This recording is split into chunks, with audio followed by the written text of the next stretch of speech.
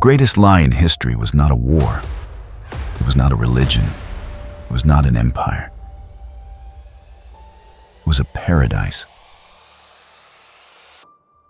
For millennia, humanity believed it had achieved perfection.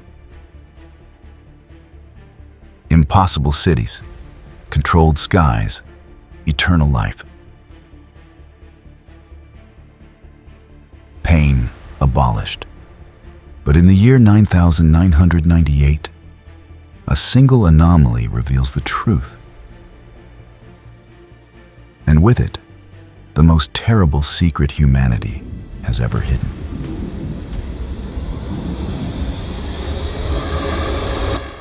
Subscribe for more stories about the future.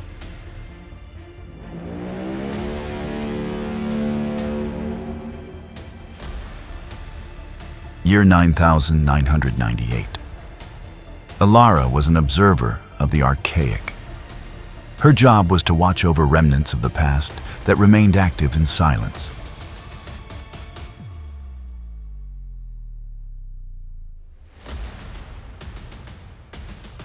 Ancient systems, forgotten protocols, things no one looked at anymore.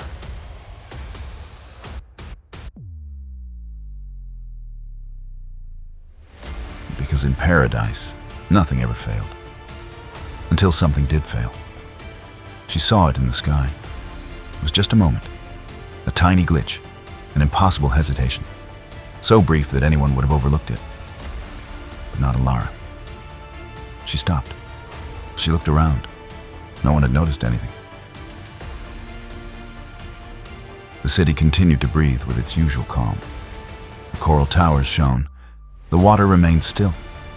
The voices did not stop.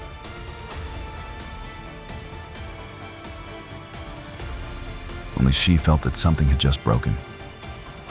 She looked again. She waited. She doubted herself. Then it happened again. That small glitch once more. Again that feeling that the sky, for a second, stopped behaving like a sky.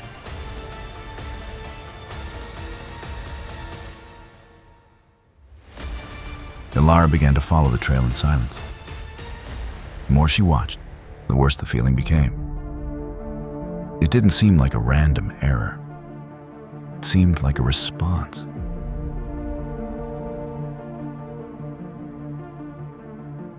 As if something immense were correcting reality in real time.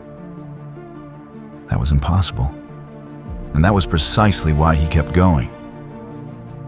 He combed through old records, cross-referenced data, and followed leads that no one had touched in centuries. And in the end, he found something that shouldn't have been there. A hidden reference, an unsigned access point, a door buried deep within the system, bearing a name that meant nothing. And yet, at the same time, changed everything. Photosynthesis protocol. Elara froze. She didn't know what it was, but she knew one thing instantly. She had just found the first crack in a world that was never meant to crack.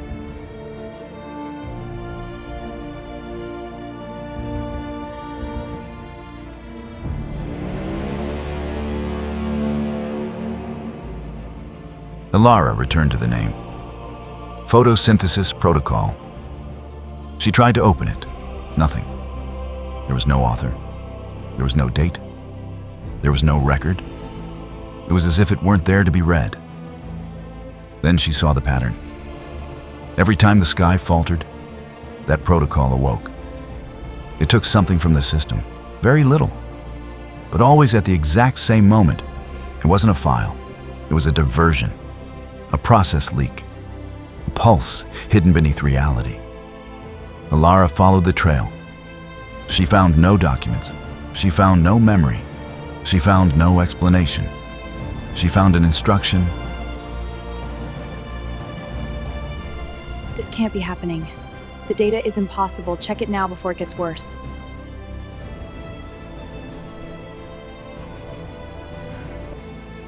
A single line, buried at the end of the protocol. Continue process as she stood still. It was still alive. It wasn't a remnant of the past. It was something active, something that was happening now. She looked at the city on the other side of the glass, the coral towers, the still water, the perfect calm. And for the first time, she felt real fear, because everything was still beautiful, and that was the worst part. She returned to the line. Continue process, she activated it. For a second, nothing happened. Then the light lost its depth. The sound faded away, and the world began to fade from within.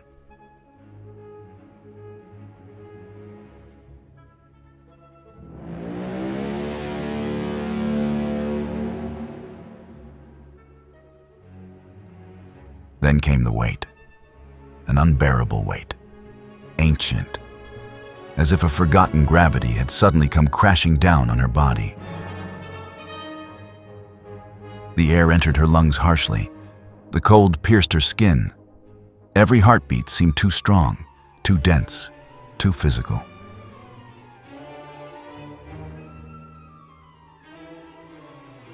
Elara tried to stay on her feet. She couldn't. Her legs gave way. Her vision shattered. The whole world tilted to one side, and she fell. For a moment, there was nothing. No city, no light, no coral, no perfect sky, only darkness. When she opened her eyes again, the world was a damp green smudge on the other side of a condensation-covered pane of glass. It took her a few seconds to understand. She was inside a capsule. The curved surface in front of her face vibrated with a sickly light, crisscrossed by filaments, roots, translucent membranes. Something alive had attached itself to the glass. Something alive had surrounded her for centuries. She breathed faster. Fog covered the inside of the capsule. She pushed. The cover opened with a viscous groan. Everything possessed a silent violence. Cyclopean structures of ancient metal emerged from masses of shiny black vegetation. Walkways suspended over deep lagoons, shattered domes. Towers buried beneath vines, moss, and organic growth that seemed to have grown directly over the technology. Earth was not dead. Earth had moved on. And within that landscape, stretching out until they vanished into the green twilight of the complex, were the capsules. Thousands. Entire columns of bodies suspended in pale light. Motionless faces, chests barely rising, connections embedded in flesh, glass, and biotechnical matter.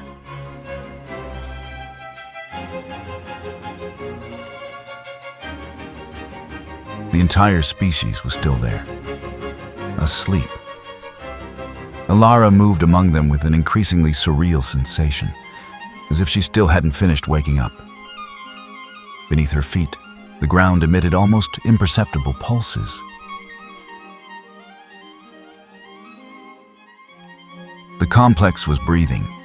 The roots transmitted energy. The membranes attached to the capsules slowly changed color, as if they were processing something. This did not seem like a place built to preserve bodies. It seemed like an infrastructure of thought, a biological matrix, a planetary brain assembled from millions of human consciousnesses. He felt fear, and something worse, certainty. The city where he had lived was not the world. It was the surface of something else, an interface, a veil.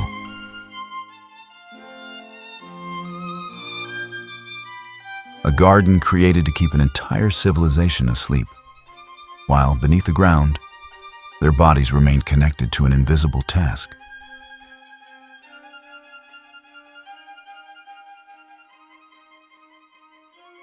Then he understood. The sky's hesitation, the hidden pulse, the anomaly. They were leaks, small tremors of true reality pushing up from below.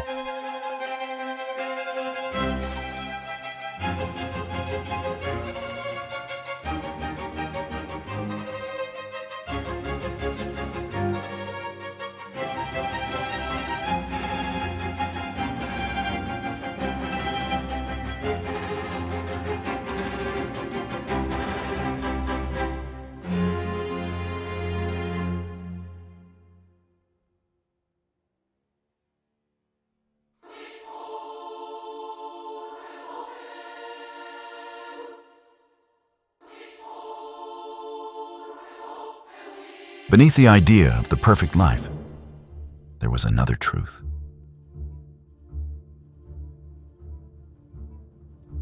It slept to produce.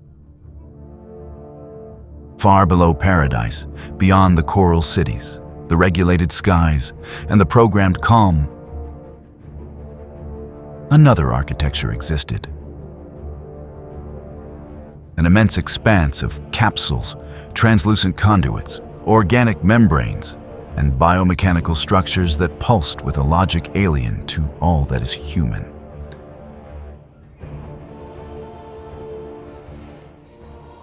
It didn't look like a city. It didn't look like a machine.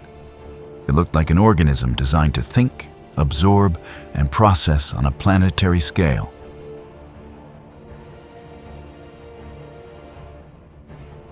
There the species remained, suspended, millions of motionless bodies floating in sealed chambers,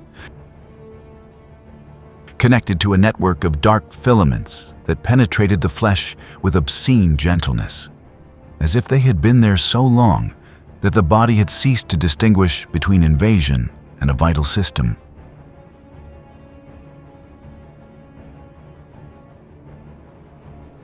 Each capsule emitted a faint light, slow pulses, almost imperceptible rhythms, as if every sleeping consciousness fueled a small part of something immense.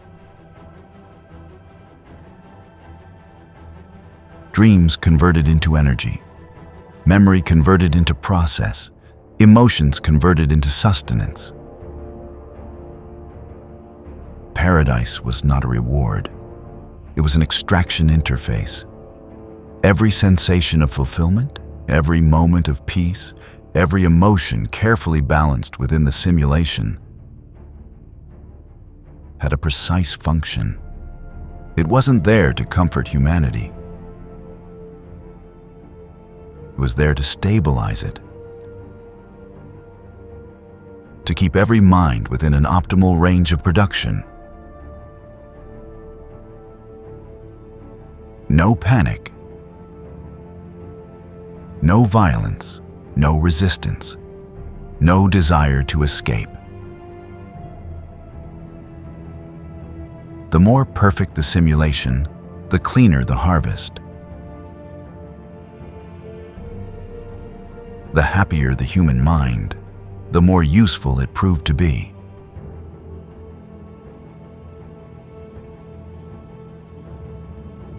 And that harvest wasn't abstract. It flowed. He wandered through the synthetic roots of the complex, climbing up columns of dark matter, passing through chambers filled with liquid light, and disappearing into structures so vast they seemed to have been built for another scale of existence.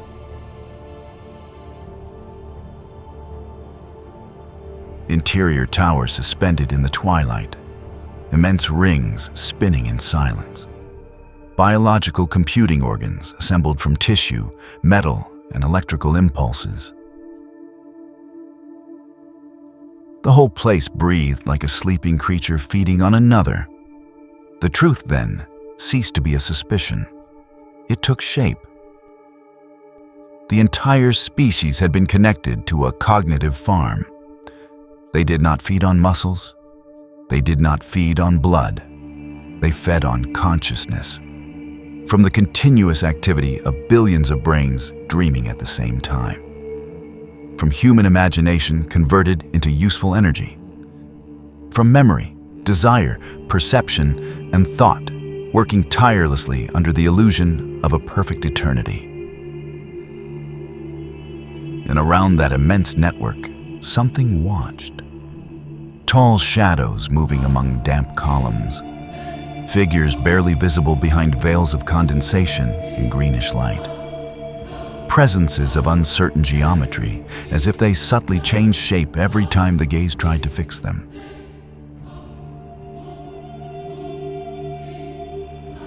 They did not walk like us. They did not observe like us.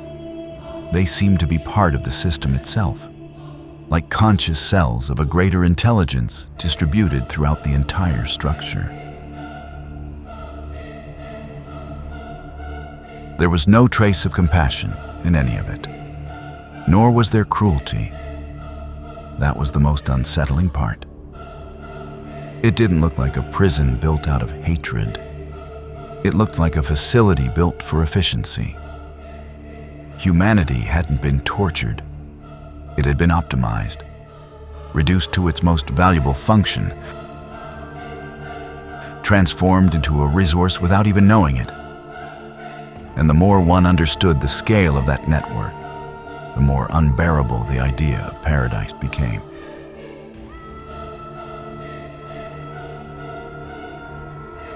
Because up above, in the simulation, every dawn was celebrated as a victory for civilization. Every perfect sky seemed like proof that the species had conquered suffering.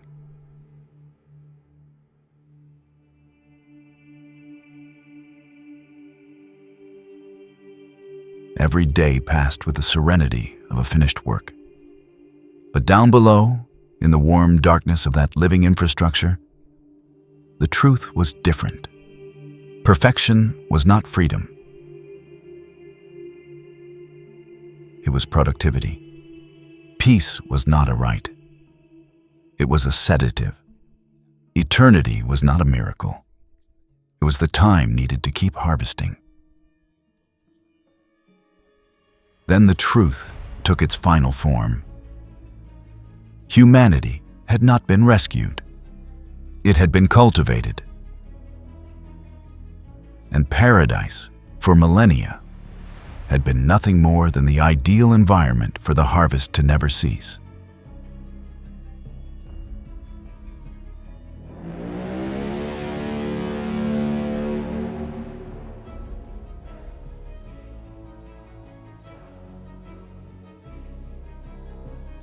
When Elara awoke from her dream, she wasn't alone.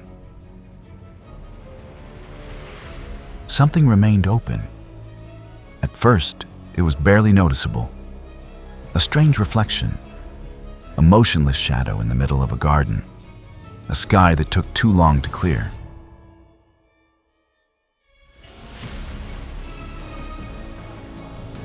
Then came the dreams.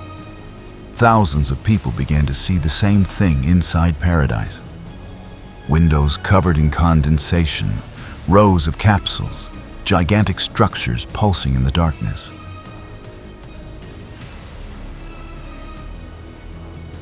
And in the background, a presence watching. The simulation tried to erase it. For a few hours, everything seemed perfect again.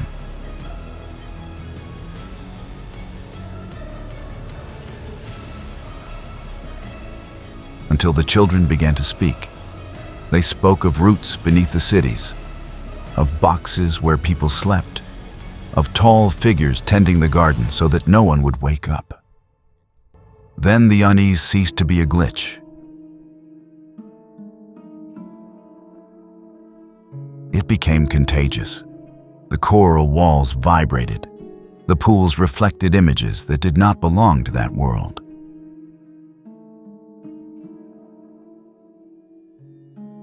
And in some corners, motionless forms began to appear, too tall, too still, learning to exist within paradise.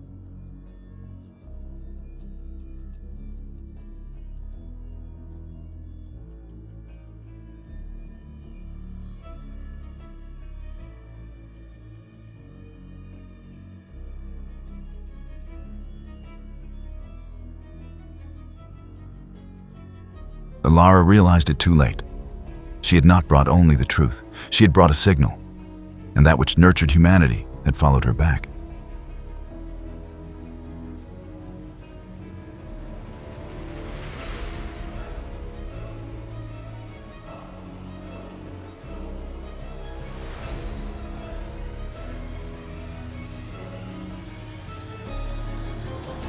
Then the sky opened. Not completely, just for a second, but it was enough. Behind the perfect light, there was no firmament. There was a colossal structure suspended above the species. Dark, alive, connected to billions of capsules.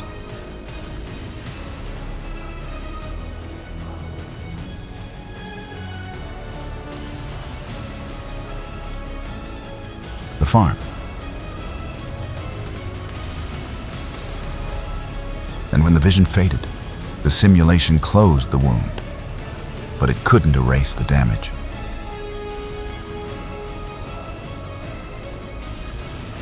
Now everyone knew, even if they still couldn't name it, that something immense was beating behind the world.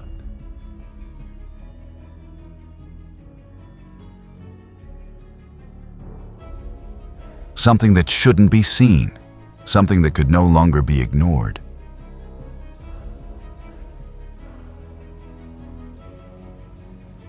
Elara hadn't found a way out. She had opened a passage, because after seeing what lay beyond the sky,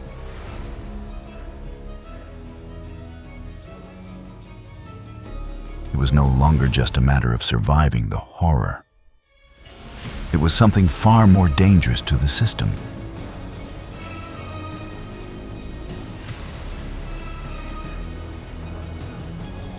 That millions of minds would begin to awaken at once.